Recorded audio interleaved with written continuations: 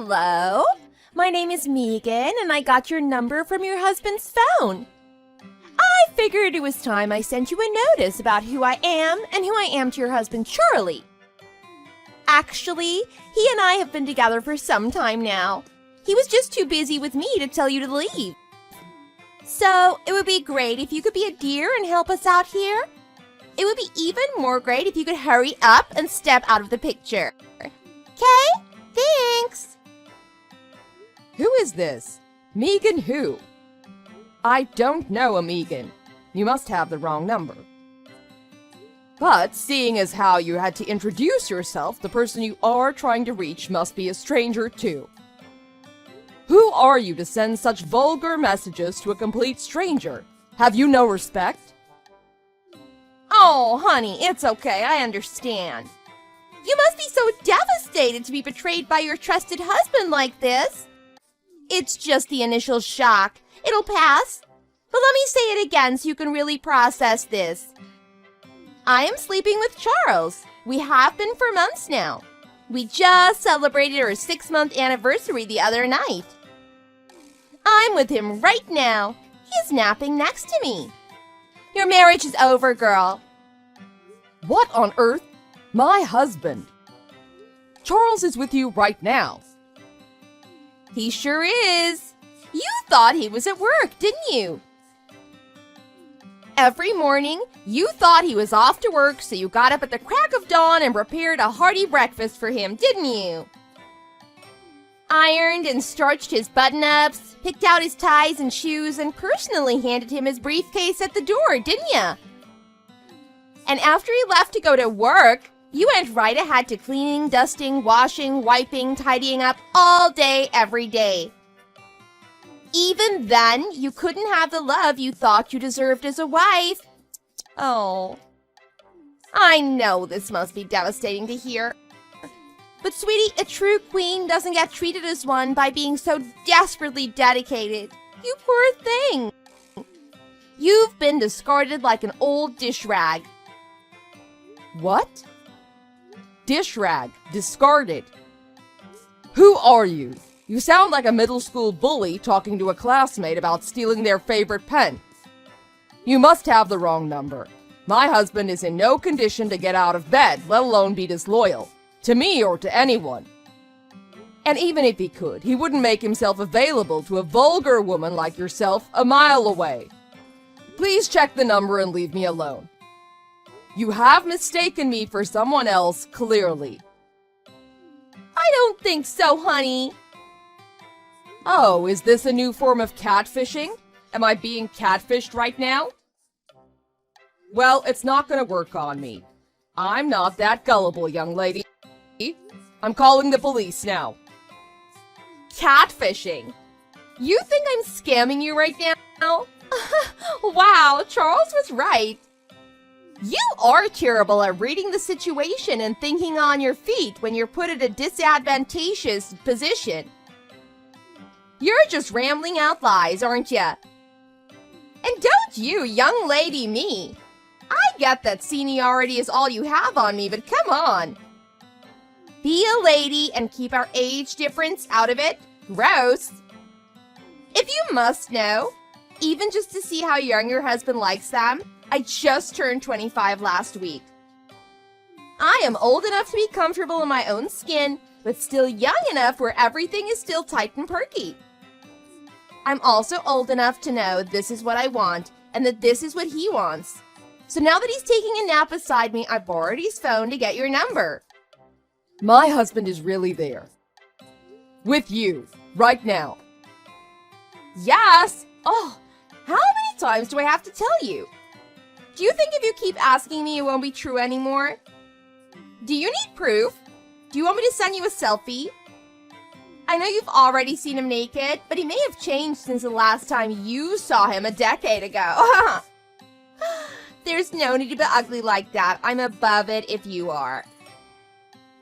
I just want you to be a dear and volunteer to leave him. Don't make a big deal, you know? What good is it for you, or for any of us really, to hold on to a shell of a man?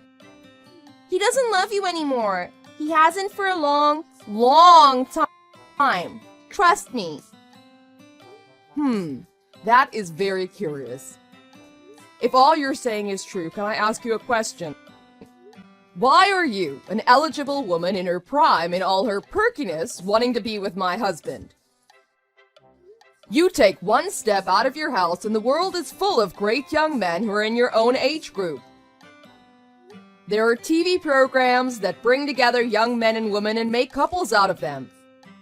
Why are you obsessing over my Charles, who, let's be honest, isn't young or extremely handsome? Not anymore, at least. He's still pretty young. Don't you say that about Charlie. Just because you think I'm competition doesn't mean you have to bring him down with you. What is wrong with you? I never cared about how men looked anyway. I know about the $10 million he'll be inheriting from his father soon, and that makes him the sexiest man I know.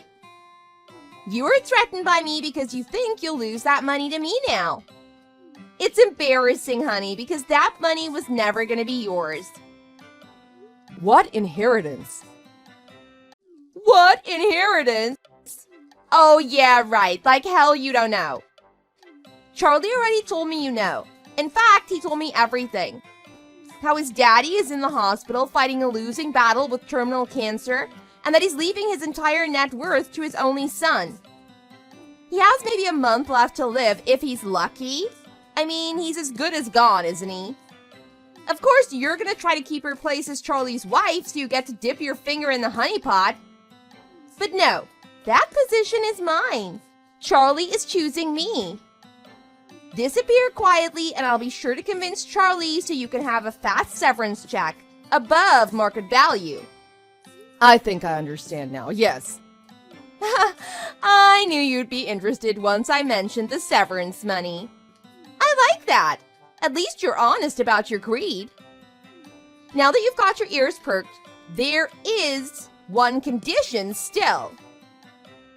You've already said more than one condition, but let's hear it. What is it? When you leave Charlie, I need you to take his mom with you. Of course, you'll take your kids, but I need you to take his mom with you as well. What? His old mom. Once Charlie's daddy dies, I will bet you my life that she's gonna want to move in with him. I can't stand the thought of it, living with an old hag, fighting to be the alpha female of the house, competing for Charlie's attention like we're school children. Not to mention the old people smell. I hate old people. Ugh. I hope to God I don't live to be that old. Ew. So, I want you to volunteer to take her with you, okay? The old hag. Yeah. Oh, she sounds awful. So needy and naggy and high maintenance. Gross. Who does she think she is, a princess? She's like 70. I heard you and her get along really well, like real mother and daughter. She even likes you more than her own son sometimes. Is that true? That is messed up. I can't deal with that kind of bull. Nuh-uh. She's all yours. Think of the severance payment also as compensation for looking after his mom. You won't get paid like that anywhere working as a hospice nurse. So this is a great offer for you. Everybody wins. Do you think without the old hag's approval, there will even be an inheritance? Like you guessed, in the case of a living spouse, it all goes to the spouse first. For real? Oh, I thought that might happen. Well, I'm not worried about it. I'm sure Charlie has a plan when it comes to that. He's always complaining about his mom being annoying anyway. He's probably thought up a way to trick her into giving up her share. Did you think just because you were a little chummy with your mother-in-law that you get special treatment? That's hopeful and sweet, but very naive. Blood is always gonna be thicker than water, no matter what people say. That is never gonna happen, I assure you. I don't foresee myself signing any document or contract presented to me concerning my renouncement of any inheritance I'm rightfully due. What? What are you talking about? I am not Charlie's wife. I'm his mother. What? That's right. I am the, what was it you called me? Old hag. It looks like you've been referring to my son rather than my husband. Did I get that right, dear? Excuse me? I found a contact in his phone that was named Nag Queen. He would always complain about his wife nagging him, so I thought... But you're his mom, not his wife? Last I checked, yes. As embarrassing as it is to admit, I am Charles Jr.'s mother. And yes, I'm the one whose approval and renouncement you were conspiring to obtain through less than ethical means until moments ago. I must say, I'd been contemplating whether or not to officially include my daughter-in-law as a recipient of my husband's fortune after his passing. Mainly because I was uncertain as to how my idiot son would treat her once he's had a taste of the sudden wealth coming his way, and I wanted her to have a safety net. Huh, how silly of me. It was all for nothing. I knew I should have listened to my instincts. I am glad you mistook me for my son's wife today. Now I know what my decision needs to be. There shall be absolutely no inheritance for my son or any brainless bimbo he thinks his wife is worth trading for. Brainless bimbo? How dare you? And what are you talking about? You can't do that to your own son. He's your flesh and blood. Just because I made a tiny, honest mistake, you can't write him off like that. I thought you were his wife. You are making a huge mistake here, Mrs. Parker. We will be talking to a lawyer and coming back to you with the full force of the law to claim what is ours. You will regret this. As you please, dear. Throw all the tantrum you want. I'll be surprised if you manage to make back the money you'll spend on hiring a lawyer. Would you like to know how I know this? Because my husband's $10 million fortune is not his to give at all. What? He has 3 vacation homes in the Bahamas, Greece, and Hawaii, and he is the founder of Parker Heights. Nice try, but that wasn't a very good lie. He doesn't have a dime to his name because everything is under my name.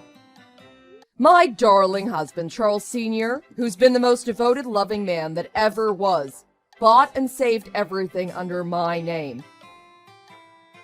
I never once thought of the money as mine, because he is truly the mastermind behind his real estate empire. But now I'm glad that it is technically mine. I might have had a hard time convincing my husband to erase our son from his will, but since it's up to me and myself only, it should be a piece of cake. Charles Sr. never had any faith in insurance companies, you see, so you could say it was his way of securing my well-being in case something were to happen to him. I'm sure this comes to you as a foreign concept, how a man can love his wife with everything he has. My son surely has no such noble trait. Charlie never told me that. He never mentioned anything about whose money it was. I bet it doesn't even matter. This is all hearsay and technicality. It matters, sweetheart. In fact, it's the only thing that matters when it comes down to who gets to decide where the money goes. Were you so blinded by greed that you neglected to do any research on the subject? Do you think when the Queen of England died, her fortune would have gone to King Charles had her husband, Prince Philip, been still alive? First of all, I don't even know what that means. And second of all, are you serious right now? Is this not some sick, desperate attempt to shoo me away? Mr. Parker really doesn't have anything for us? Not a penny. So then, you would have to die for Charlie to get anything. And how many more years would we have to wait for that to happen then?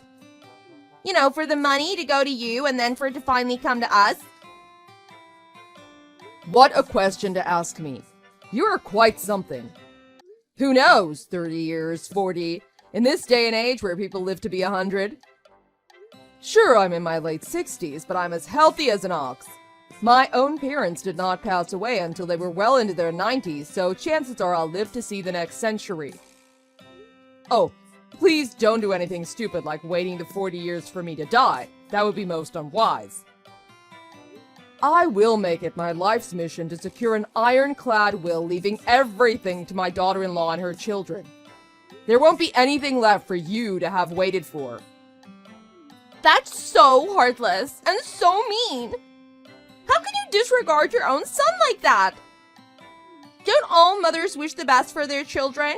What kind of monster are you? How can you choose your daughter-in-law over your own baby boy? Why, quite the contrary. I think this is one of the wisest decisions I've made in my relatively long life.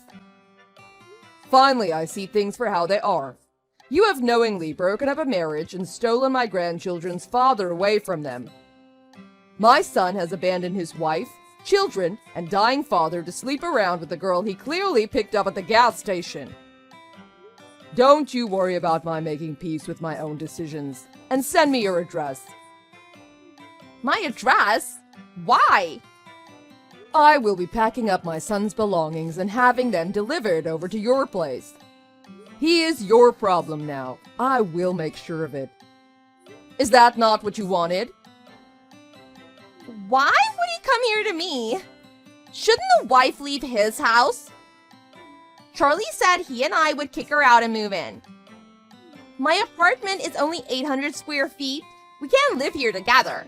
There's barely enough room here for my plants. Why would I stay with Charlie if there's no more inheritance or his big 4,000 square foot house?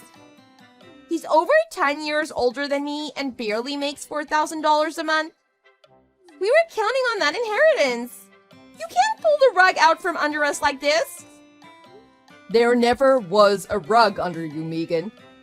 That's where you're delusional. My precious gemstone of a daughter-in-law has had not one complaint about the $4,000 the whole 15 years of marriage, raising 3 beautiful children. It should be more than enough to feed 2 mouths if managed properly. I don't want to have to manage money.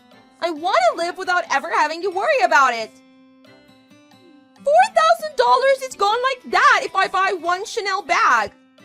I don't plan on living like every other middle-class housewife making grocery lists and clipping coupons.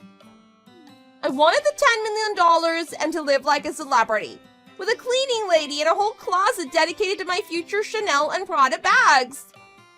Oh, what a waste of time this was! Oh. I'm out. I don't want your garbage son.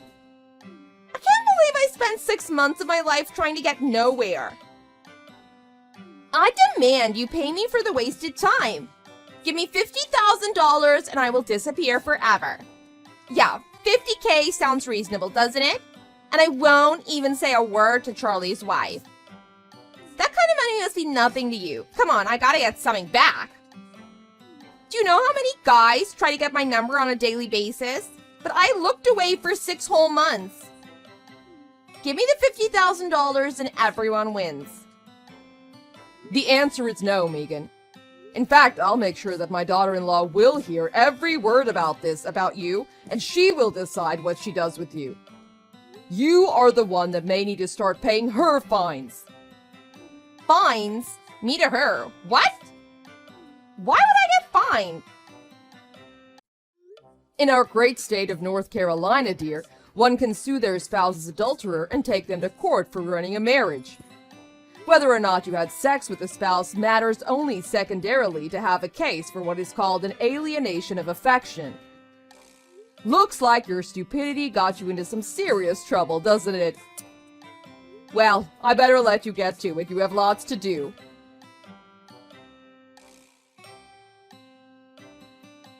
Shortly afterwards, my idiot son was thrown out like an old dish rag himself and came crawling back to beg for forgiveness from me and his wife. It was not a pretty sight to behold, seeing my only son on his knees, but it was the least he could do to own up to what he'd done. I myself also asked my daughter-in-law for her forgiveness, for raising a man who turned out to be a terrible husband who broke her heart. I told her that she should decide how to proceed going forward and that I will 100% support whatever she decides. My daughter-in-law, who has a heart of gold, thought long and hard about this sudden onslaught of information and came to a conclusion that made me respect her even more. It was her judgment that keeping a bad husband around was exponentially better than having no father for her 3 children. Can you imagine that? A truly great mother who puts her children above all else, including her own pride and vengeance? However, upon my suggestion, Charles Jr. and his wife Anne both agreed for a brief separation, if only to allow Charles some time to self-reflect, and for Anne to spend quality time with her children in our vacation home in Hawaii.